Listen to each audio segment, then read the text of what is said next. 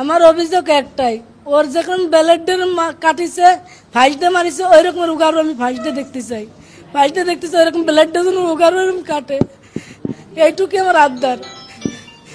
ঘটনার দিন ওর আপার বাড়ি বেড়াতে গেছিল, বেড়াতে গেলি ওর আপারের ধরে মারিছিল, ওর আপারের ধরে মারিছিল বলে তখন আর কি ও কইছিল যে আমি তাই কইয়ে দেবো আমার মার কাছে, তখনই সেই রাত্রি ওই রকমের ঘটনা ঘটিছে।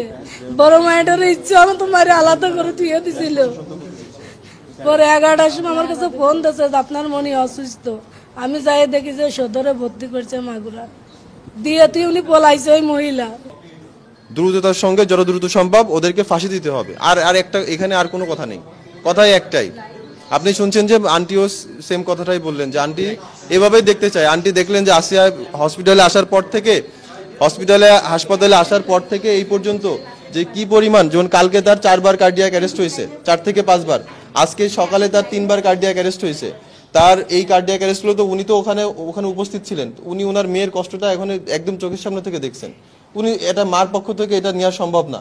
তার এটা সুস্থ একটা মেয়েকে সে তার বোনের বাসায় গেছে, সে আজকে সে লাশ হয়ে বাড়িতে ফেরত যাচ্ছে। তো এই যে একটা নিষ্ঠুরতম হত্যাকাণ্ড, নিষ্ঠুরতম ধর্ষণ, এটার সঙ্গে যারা জড়িত ছিল প্রত্যেকেরই শাস্তি হওয়া উচিত এবং এই শাস্তি সর্বোচ্চ শাস্তি।